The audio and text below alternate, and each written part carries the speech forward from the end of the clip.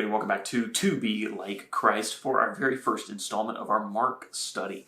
Now, today's study is going to be a little bit different. We're actually not going to study Mark chapter 1. We're actually going to study some of the background, not only to Mark, but also of all of the Gospels. It's the Intertestamental Period, or the Deuterocanonical period. It's the time between the Testaments, and we want to know what's going on in that period, so that we have the background to lead us and to help us to understand what's actually going on when we step onto the pages of Mark's Gospel and all of the Gospels.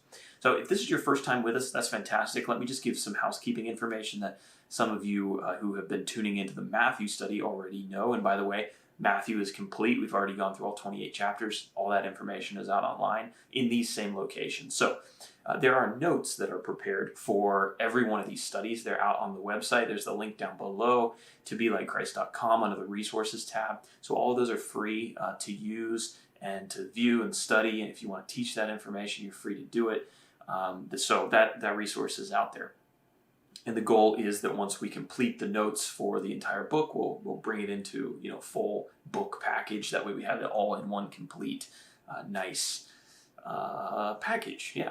So we'll do that. All the videos are going to be online on the To Be Like Christ YouTube channel where you're watching it now. And we're going to go chapter by chapter, verse by verse, as much as possible, time allowing, and hit all of the information that Mark has for us and try to get a better grasp on what the Bible is teaching us. That's really the goal. So again, also, these are available on Apple Podcasts, Google Podcasts, Stitcher, Podbean, most podcast apps. I know video is not convenient for everybody, and so they're available on podcasts. You can listen to them while you drive. Don't read the notes while you drive, please, but you can do that when you get home. But again, the notes are very important because they have a lot of information that I can't communicate verbally to you. Pictures, maps, timelines, things like that. So if you have the chance, go out and get the notes offline. They're going to add additional value to what we're studying in the audio and video messages. So with that, let's get into this. The Intertestamental Period. Again, this is the time between the Testaments. And it gives us all the background information about what we're going to see when we open up the pages of the Bible. You'll see there in your notes that I've got a pretty detailed timeline that goes back from 400 BC 4,000 BC. I actually need to change that.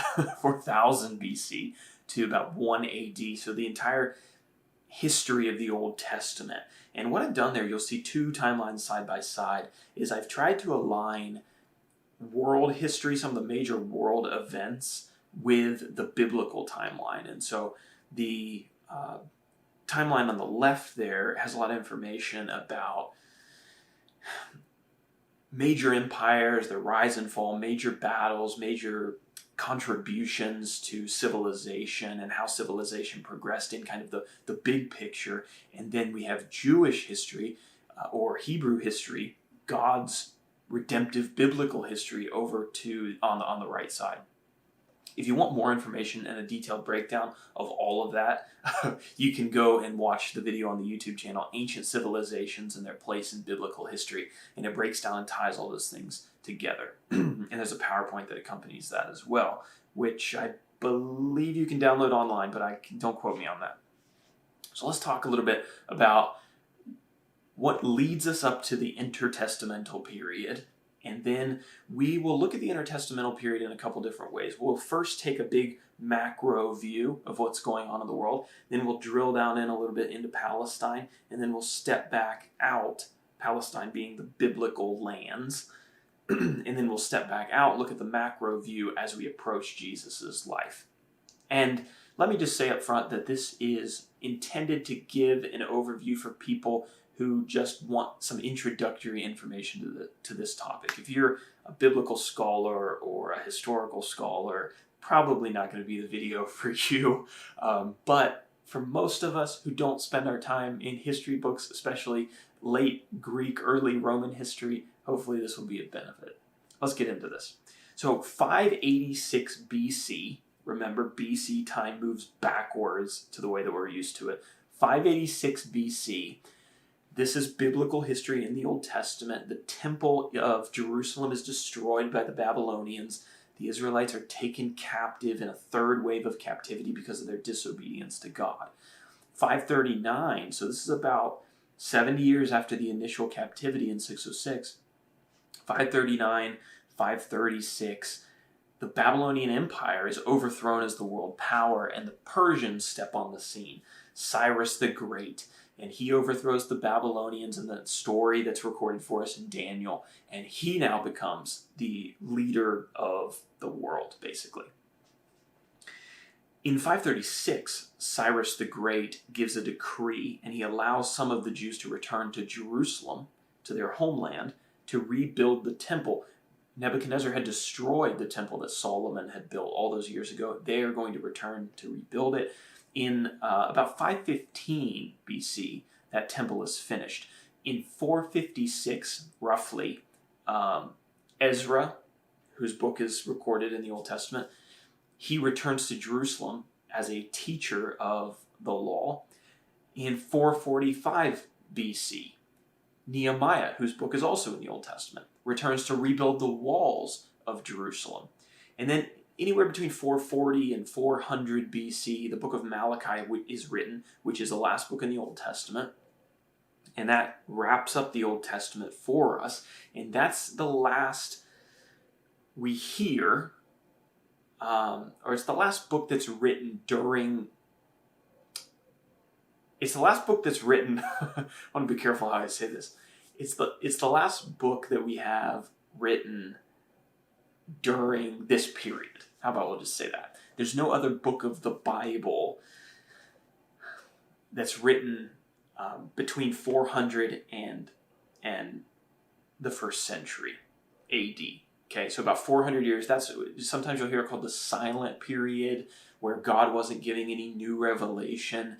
And whether you like that description or not is up to your own research. But certainly there was a lot going on in the world during that period. So that chunk is really what we're going to be talking about today. So biblical history leads us all the way up until that point. And now the question is, what goes on during that silent 400 years? Well, about 359 to 336, the reign of Philip II of Macedon is on the world stage, and he's over in Macedon, which is right above Greece, above the Mediterranean Sea. And this is really when the Greek Empire begins to rise. So a lot of us are familiar with Greek mythology, or when you watched Hercules at some point, and you're like, oh yeah, I know the Greek Empire. Well, this is the beginning of that. It takes place about 40 years, starts about 40 years after the final book of the Bible is written. So Philip of Macedon, he is the father of a very prominent individual in history, Alexander the Great. And Philip of Macedon does a lot to develop Greece as a military power. They don't like being under the thumb of the Persians. Persia would love to come along and conquer Greece, but they never fully accomplish it. But while the Persians are delayed in doing that, Philip of Macedon is building his empire, expanding his lands, and he's developing his military. He was actually the one who developed the Macedonian Phalanx. There's a picture of that concept in the notes there. Not only would that be really important for his military conquest, but especially for his sons, Alexander's, as he would go on to conquer the world. Below in your notes there is a map of Philip's area and those who were dependent on the Macedonian kingdom. You'll see a lot of that in pink there on the map. I guess that would be in light gray when we convert this eventually to grayscale. Okay, so Philip, he eventually dies. He's assassinated. A lot of rumors about how that happened. His son, Alexander the Great, then comes on the scene. 336 to 323, Alexander conquers basically the known world at the time, and even some unknown areas. In 333, Alexander defeats Darius III at the Battle of Gaugamela. That's really the overthrow of the Persian Empire. The Persians have gone the way of the Babylonians. Now Greece rules the world. 332 BC, Alexander conquers Palestine. Now, so Palestine is this area of the Bible lands, we'll just use that term. And Alexander doesn't really have to put up much of a fight in Palestine because of some prophecies that we see back in the book of Daniel. Many of the Jews welcomed Alexander. So we have to be careful when we call this the silent years, because my understanding of the book of Daniel and many people's understanding is that it actually speaks into this time period and what was going to occur here. So although there were no books written during this time period, it doesn't mean that the Bible doesn't say anything about this time period. We're going to see that even further as we look at Antiochus Epiphanes later on down the road in about 200 years or so. So Alexander conquers the world. In 323, so about 10 years after he ascends the throne of his father Philip, Alexander unexpectedly dies in Babylon after he had done all this conquesting. And he had a son at this point. If I understand correctly, he had not yet been born. His son, though, was not born to a Greek. He was actually born to a woman who was a Bactrian, which is over in the area of Pakistan. And many of the Greeks were not pleased that he had married this woman. They wanted him to have a fully Greek heir. And Roxana, which was this Bactrian princess's name, bore him a son, but he was rejected by just about everybody. And he would not claim the throne. So what we have now after the death of Alexander and not having a rightful heir is the battle of the Diadochi or Diadochi. I don't know how you pronounce it. It's in the notes. But Diadochi means these rival generals. It means successor. But this would be the wars between Alexander's generals for who was going to claim the throne. And this went on for several years. Eventually, the kingdom was divided into kind of 4 power blocks. And these 4 generals claimed 4 sections of the original empire. Cassander, he claimed Macedon and Greece. We have Lysimachus, who claimed Thrace, which is over in western Turkey, that area. Ptolemy claimed Egypt, and Seleucus, he claimed Palestine and Asia, or an area known as Babylonia. Lysimachus and Cassander wouldn't last very long, at least not as long as the other two. So what we see is that the Greek Empire kind of continues through Seleucus, who's reigning Syria and Babylonia. Syria is just north of Palestine. And then we have Ptolemy, who is down in Egypt, which is south of Palestine. That puts Palestine in a very interesting position because we have, I'm doing this in reverse to the camera angle, right?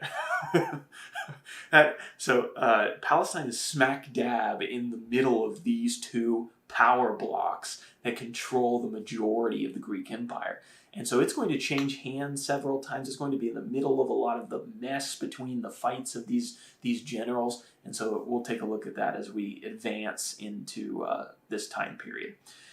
Following the death of Alexander, well, really including the life of Alexander, but the era that Alexander kicks off is known as the Hellenistic Period. Maybe you've heard that term before. The Hellenistic Period describes several centuries, depending on which dates you choose, in which the Greek culture was spread throughout the world. You see, the Persian Empire, who had ruled before Greece, they kind of took a hands-off approach to those who they had conquered. They said, you know what, as long as you pay your taxes and you don't start any revolts and you don't go backstabbing us, you can keep your culture and we'll keep ours and you just pay us and that will be all right. The Greeks had a little bit different idea. Alexander had a different idea, and that was to spread Greek culture because Greek culture in his mind was superior culture. And so a lot of that was pushed into the territories that the Greeks conquered. And you may remember if you watched the Matthew series, Matthew chapter 3, and the notes are available on the website, but we discussed the Sadducees and the Pharisees and the differences between them. The Sadducees were more than willing to embrace a lot of that Greek culture. They embraced Hellenization. The Pharisees, though, wanted a distinct Jewish culture and didn't want that Hellenization to come in. And so there's some tension there between those 2 groups. Sadducees are like, oh yeah, we'll accept all that Greek stuff. Pharisees are like, no, we need to stay distinct because we need to stay with the law. This tension would be a lot of what spurred on what's known as the Maccabean Revolt, which we'll talk about here in just a few minutes. But an important point before we get there, that's in 250 BC. So we've skipped quite a bit of time. Note that. 250 BC, the Septuagint, it's also known as the LXX, which is the Roman numerals for 70. The Septuagint was translated. You say, what do you mean? The Septuagint was a translation of the Hebrew Old Testament into Greek, which was kind of the modern language of the world. Things were being Hellenized. That meant Greek language was being taken all throughout the world. Most people were now speaking Greek or learning Greek.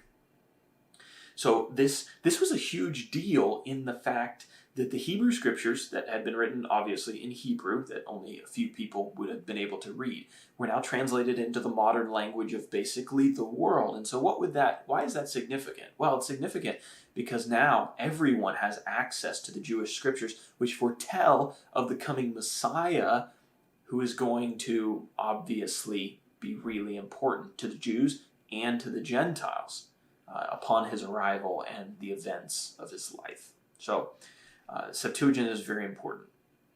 And it was translated by supposedly 70 men, and that's where it gets its name.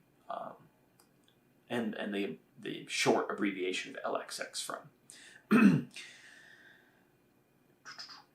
Most often, when the authors of the New Testament quote from the Old Testament, they're not quoting from the Hebrew scriptures, they're quoting from the Septuagint, the Greek translation of those scriptures.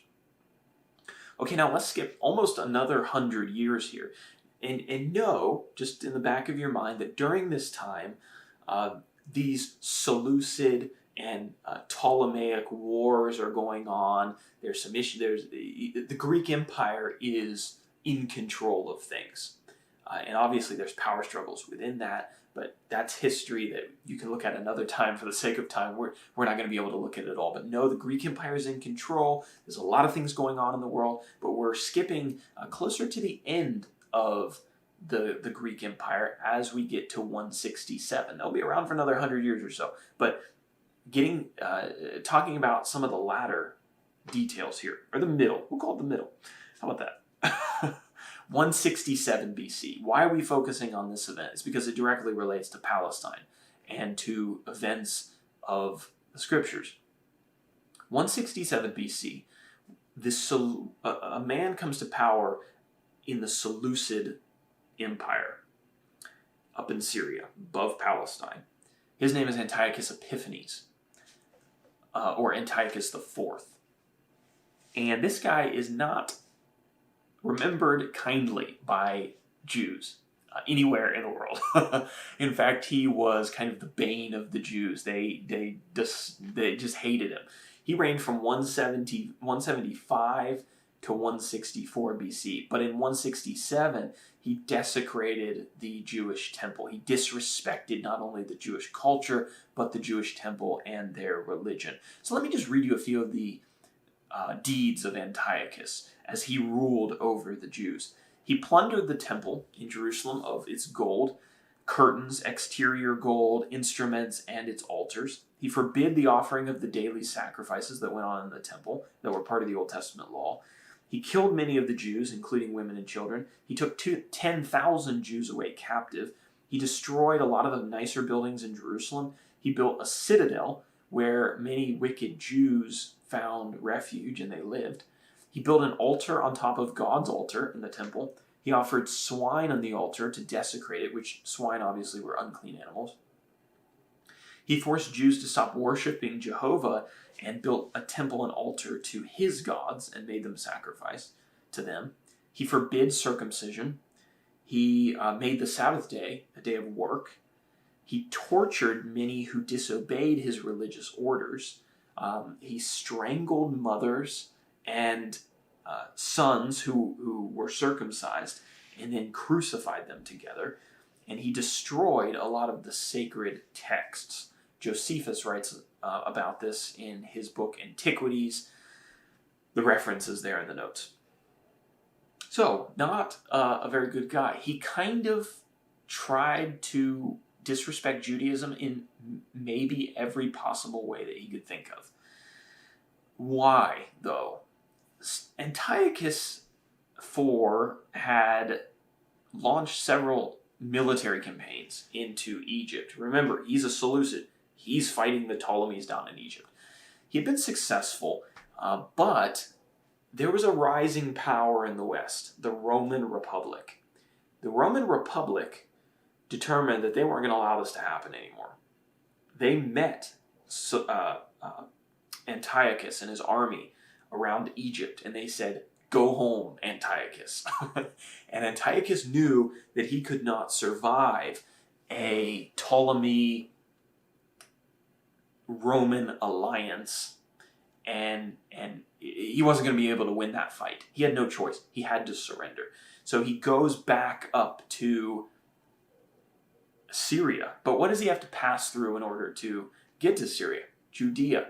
And it seems like he just basically throws a temper tantrum of the fact that he is lost in Egypt. And who's he take it out on? Whoever he comes to first. And who's that? The Jews. And so a lot of what he did to the Jews seems to be his anger of losing this campaign in Egypt. I'm sure that wasn't all of it, but I'm sure that was probably some of it. He's like, I can't beat up on the Ptolemies, well, I'm just going to beat up on the Jews then. All right, so 167, that's when the temple was desecrated by Antiochus, to 160, period of about 70 years. What we have is the Maccabean Revolt. You may have heard about the Maccabees before. So this all started with a Jew, a priest named Mattathias. Mattathias refused to offer sacrifices to the Greek false gods. And he killed a fellow Jew who was about to do that. And Mattathias had 5 sons, and one of them was named Judas Maccabeus. He would kind of become the leader of the revolt that began when his father Mattathias killed this other Jew. This revolt originally began as a revolt, or as almost as a civil war between Mattathias and those who wanted to keep their identity as Jewish people, and Hellenizing Jews, those who were willing to adopt the Greek influence. So he starts off initially kind of fighting against them, but eventually this blows up into a full-scale guerrilla war against the Seleucid Empire and Antiochus Epiphanes. And what's interesting is that Judas Maccabeus actually has a lot of success fighting the Seleucids. They were better equipped than he was, but Judas seemed to be pretty skilled militarily as a leader, and he leads this guerrilla force against the Seleucids and wins independence for many of his people.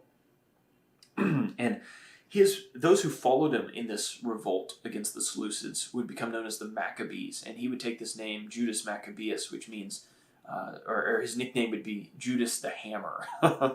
And so he was well respected, and eventually he would be killed in battle, but not before taking a lot from the Seleucids. Following their successful revolt, the Maccabees and the Jews would go about cleansing the temple and rededicating the temple. And here's an interesting modern note for you to make. You may have heard about Hanukkah before, and you may just have no idea where that comes from. You know it happens around Christmas, and you just think, oh, well, it's the Jews' alternative to Christmas because they don't believe Jesus is the Messiah. But it actually doesn't originate there. It actually originates in these events in the Intertestamental Period, when the temple was rededicated after it had been cleansed. Happened around our December 25th, in the month of Chislev, I believe it's pronounced. The Festival of Lights was instituted here, and it's been celebrated as Hanukkah, as an annual celebration ever since that time. So it's a celebration about not only the cleansing of the temple, but also of Jewish freedom, because that was a big part of what was being celebrated during this time. So that's where Hanukkah comes from, if you didn't know. Why didn't the Seleucids just come down from Syria then and reclaim Judea? Right? Regroup, come back down. Well, a couple reasons. The first reason was because Antiochus Epiphanes died. Second reason is because the Seleucid empire was falling apart. There was a lot of internal struggles, and from here on out, we're really going to see the Seleucids in total decline as the years go on, and eventually they'll pretty much just fall apart. But that's why they don't come down and reclaim the Judean area. So that allows the Jews to rule themselves. And this is the beginning of the Hasmonean Dynasty, really a pride point in a lot of Jewish history. The Hasmonean Dynasty. To make things simple, the Hasmonean Dynasty is a period of Jewish semi-autonomous and fully autonomous rule. In 135 BC, okay, so this is shortly after the Maccabean Revolt, the Maccabeans are free of the Seleucids in a lot of ways, but not totally. The Seleucids still have some threatening power over them, and so they're vassals, basically. They're still paying money to keep the peace between the Seleucids and themselves and to keep their independence. And so a man by the name of John Hyrcanus in 135 BC becomes not only the king of the Hasmonean dynasty, the Jewish dynasty, but also the high priest. So he's king and high priest. And you might say, wait, I don't think it's supposed to work like that. And you're right. But the high priesthood in this era had largely become a position of political authority along with religious authority, and its pure roots had been corrupted and polluted in a lot of ways. So John Hyrcanus comes along in 135, and he claims not only the throne, but the high priesthood over the Hasmonean dynasty, ruling over the Jews. But as we mentioned, the Seleucid Empire is falling apart. And in 110 BC, so 20 years later, 110 BC, John Hyrcanus decides, you know what, the Seleucids aren't going to be able to stop me if I expand my kingdom and my power a little bit. So that's exactly what he does. He leads some excursions into some areas surrounding Judea, and he conquers them and expands his control. He conquers some land east of the Jordan, which is the area of like Perea, which is on your map. There's a map in your notes that will point these places out to you. So he goes to the other side of Jordan and does a little bit of conquering. He also goes to Samaria, which is just north of Judea. And he also goes down to Idumea, which is also known as Edom. And Idumea is going to be important because we're going to see a main character in the Bible actually come from Idumea, Idumean descent. So keep that in mind, locate that on the map when you have a chance. John Hyrcanus eventually dies, and his son Aristobulus takes the throne. Aristobulus dies in 103 BC, and Aristobulus, so just to point this out, we're about 100 years out from Jesus. Aristobulus dies in 103 BC, and his brother, Alexander Jannaeus, I think it's pronounced, Alexander Jannaeus then rules from 103 BC to 76 BC. What's interesting, and a point that we need to point out here, is the appearance and influence of the Pharisees and the Sadducees, even 100 years before Jesus is born in Bethlehem. When Alexander rises to the throne, the Pharisees come to Alexander and they say, you know what, Alexander, we're not going to accept this king and high priest deal. You can't claim both of these titles. You need to be one or the other. Alexander doesn't really care for this idea, and so guess who he sides with? The Pharisees. The Pharisees don't have a problem with him being the king and the high priest. And so this actually starts a tiny civil war.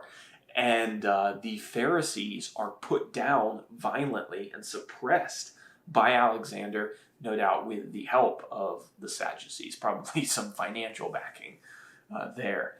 So keep all this in mind as we walk into the pages of the New Testament. there's not only religious and political division between the Pharisees and the Sadducees, but there's blood that has been spilled over the controversies that they've become entangled in. So these people, they're not friends, they're not buddies together, and it speaks to the violence with which they opposed Jesus, that these two groups were able to come together and unify, even though they had had huge disagreements in the past.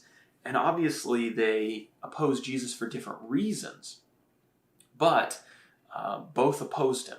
And two different perspectives came and opposed Christ when he's ministering on earth. That's important to keep in mind, and it gives us a fuller and a richer understanding of the opposition of the Jewish leaders to Jesus as we read the Gospels.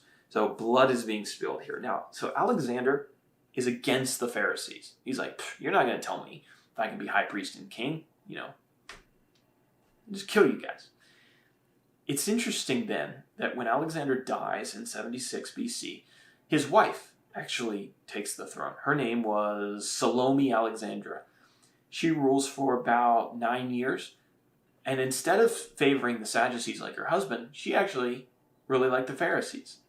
And her brother was a prominent Pharisee, and under her 9-year rule, the Pharisees grew in influence and in power. So we see the ebb and the flows of the Pharisees and the Sadducees. Let's see. She was succeeded then by her son. Her son's name is Hyrcanus II. Hyrcanus II. He's going to be important. He comes to the throne, but his brother, Aristobulus II, and I know all these people have like similar names, so it's hard to keep track of them all. But now we have Hyrcanus II and Aristobulus II, and Hyrcanus is on the throne after his mother, but Aristobulus' brother comes along, and he is militarily much more competent. He deposes his brother, but he doesn't kill him or anything. They end this on pretty friendly terms. Aristobulus becomes the king, but Hyrcanus is still in the background. Okay? Hyrcanus, during this rebellion, courted the favor of the Pharisees, and Aristobulus courted the favor of the Sadducees. So again, we have some tensions, and what we see is that under Alexander, the Sadducees are on top. Under his wife, the Pharisees are on top. Under this next ruler, the Sadducees side with the right individual, and they then are on top again. So they've trumped the Pharisees again. Okay, so Aristobulus overthrows his brother. He's aligned with the Sadducees. The Sadducees have another little party that they're important again. Aristobulus then rules for about 3.5, 4 years. And during this time, there's additional civil wars that break out, and we're not going to get into all of those because just for the sake of time. So there's a map there in your notes that gives you a picture of the I always want to say Hasmonean, but Hasmonean kingdom. Probably either one is correct. But the Hasmonean kingdom and how it expanded during the reign of different individuals. Okay. There's been a solidification a little bit of the Palestinian rulers, but that's all about to change because guess what? Although the Seleucids aren't a threat up in Syria so much anymore because they're falling apart, there's a new power on the scene, and that's the Roman Republic. And one of the generals of the Roman Republic, very prominent general, Pompey, or Pompey, I hate that pronunciation, but Pompey is what I'm going to use. He comes and he takes control of Palestine at this time. So originally, there had been some alliances between the Hasmonean Dynasty and the Roman Republic against the Seleucids. But now the Roman Republic is rising in power, and they decide, you know what? We are going to take Judah, Palestine, for ourselves. So Pompey is the general who comes in, and he takes it. And now Judea is subjugated as a Roman province. So when we walk into the pages of the New Testament and we see that Rome is in control, we have a situation where they have a governor and they're under Roman rule, and Paul's appealing to Rome and Paul goes to Caesar. How is it that they got under Roman rule? Well, this tells us the story of how that happened and gives us a little bit more insight. Judea was allowed to have a king, but it would be overseen by a Roman governor. And again, when we look at the Gospels and we see that Herod is the king, and Jesus goes to Herod first, during his trial, he goes to Herod, and then he returns to Pilate, who is the Roman governor. And you think, why is there this weird situation where there's a king, but then he actually has to get permission from the governor to get anything done? Why is that the case? Well, it's the case because of what Pompey instituted here when he conquered Judea. Yeah, you can have your own king, but guess what? Roman authority is really going to be the power in the area. So that's the picture. That's why we see it being that way during the trial of Jesus and his life, and why they're asking questions in the first place about should we pay taxes to Caesar. Okay, then we're about 50 years out from Jesus right now. 56 BC, the Hasmonean kingdom is divided. The proconsul of Syria, who was a Roman guy, he divides the once unified Hasmonean kingdom into 5 sections. And each of those sections is ruled by a Sanhedrin. Now, if you're like me, you've heard the word Sanhedrin before. You knew there was at least one Sanhedrin, but I never knew that it was actually divided into 5 sections, and each one of those was governed over by a Sanhedrin. The Sanhedrin was in charge of not only legal, but also religious laws. And they had councils in Jerusalem, Gadara, Amathus, Jericho, and Sepphoris, which is up in the area of Galilee. Hyrcanus II was then reappointed as the high priest by the Romans. So you're like, wait a second. What happened there? You remember Hyrcanus II, he was dethroned by his brother Aristobulus. But now that the Romans are in control again, they say, okay, Hyrcanus, you can have your power back as high priest. Now, why didn't they choose to put Aristobulus back in? Well, the reason is because Hyrcanus was a better puppet for the Romans than Aristobulus. Aristobulus was too powerful. He had too much military prowess. But Hyrcanus, no one respected Hyrcanus II. So he gets put in as the puppet for the Roman Empire. So let's talk now about the last 50 years of the BC era in the period of the last 50 years before Jesus. What we see here is a lot of political positioning, and we see the solidification of the Roman Republic into an empire under Octavian. So back up a little bit to 50 BC. When the situation in Judea had sorted itself out, now Pompey was kind of in control, and the Romans had put their governors in place, a rivalry heated up, not in Palestine, but rather in the Roman Empire itself, or the Roman Republic itself. And that was this rivalry between Pompey and Julius Caesar, who had once been friends. But now they said, who's going to be in charge of this Roman Empire? We're not friends anymore, because they both wanted to be. Hyrcanus II and a guy named Antipater of Idumea, remember that's south of Judea, they both decide, you know what, who are we going to back in this fight? We're going to back Pompey. Okay, so Pompey's their man. They're like, he's going to win. Then, when he wins, he's going to put us in positions of authority. Great idea.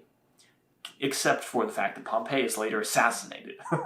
And then they're like, oh no, we are on the wrong side of history. What are we going to do now? Well, it turns out Julius Caesar was down fighting in Egypt, and he needed a little bit of assistance. And so Antipater of Idumea and Hyrcanus II, they said, this is our opportunity. The only way that we're ever going to be friends with Julius Caesar, and he's not going to kick us out for siding with Pompey, is if we go down to Egypt and help him. So that's what they do. And Julius Caesar respects that decision and kind of forgives them for siding with Pompey, and he affirms them as the rulers of the area of Palestine.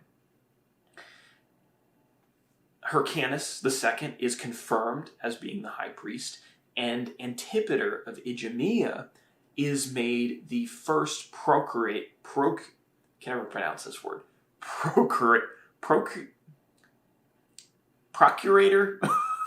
of procurator. We'll go with that. He is made the first procurator of the Judean area. Okay, which means basically, even though I can't pronounce it, he's the big guy in charge working under the Romans. Why is that significant? You might ask, why did you introduce this Antipater guy? Why does it even matter? He's from Idumea. He's not even a real Jew. Well, he matters because of who his family is and the power that he grabs. Because guess who Antipater's son is? And now that Antipater is in charge of this area of the world, he's able to then put his children in his family in positions of authority in smaller ways. And guess who Antipater's son is? You guessed it, Herod the Great. So you ask the question, how on earth does Herod the Great get into power? Who is Herod anyway? Where does the Herodian line come from? Who are these characters named Herod? And there's so many of them, and they're so confusing when we get into the book of Matthew and Mark. Who are these people? This is where they come from. This is how they get power. Their father, Antipater, made an alliance with Pompey, failed, ran down to assist Julius Caesar, got saved by Julius Caesar and forgiven, then got put into power, then put his son Herod the Great into power as governor of Galilee, and that's how Herod got his job in the first place. That's how the Herods came to authority. So all of that helps us understand who the Herods were a little bit better. They were kind of political scumbags and moral scumbags, but it just helps us to put the pieces of the puzzle together. Okay. Herod was not only made governor of Judea by his father, but later he acquired even more power from Mark Antony, who was a Roman general, when he stripped Hyrcanus of his power and he gave it to Herod. So Hyrcanus II, remember that incompetent guy who was made high priest, he accused Herod of managing his governorship poorly. When he came to trial with Mark Antony was like, you know what, Hyrcanus, no one likes you anyway. We're going to give all your power to the guy you accused. Here you go, Herod. You get all this power. So you see Herod rising in his power. Who's Mark Antony? Yes, Mark Antony is the same guy who we read about in the legend, not the legend, but the history of Cleopatra. He's the guy who's messing around with Cleopatra down in Egypt. Yes, Cleopatra is an actual historical character. Herod the Great had a relationship, or at least a friendship, with Cleopatra.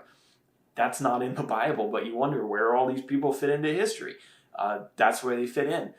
Cleopatra and Mark Antony, who we'll talk about in a second, they're down in Egypt, and Cleopatra has 3 sons with Mark Antony, and she's the ruler of Egypt, of kind of that the last remnants of the Ptolemy Empire. Okay. So, in 44 BC now, Julius Caesar is killed. Pompey's been killed. Julius Caesar has now been killed. Okay, we have another power vacuum that opens up, and there's a lot of strife as to who's going to claim the throne. Now, that leaves some infighting in the Palestinian area as well. And there's a man by the name of Antigonus.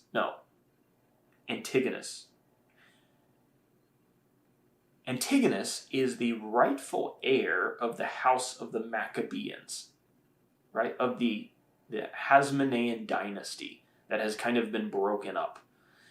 He is kind of in the line of the Maccabees, right? And that's significant because what he decides is, you know what? We're going to once again kind of raise the Hasmonean Dynasty out of the ashes that it's fallen into. And once again, we are going to break free of our oppressors. They did it back in the days with the Greeks, with Judas the Hammer, and now we're going to do it with our Roman oppressors. And a lot of the Jews get behind Antigonus because they're thinking, yeah, this sounds great. We can be independent again. We can rule ourselves again. So they're, okay, let's get behind Antigonus.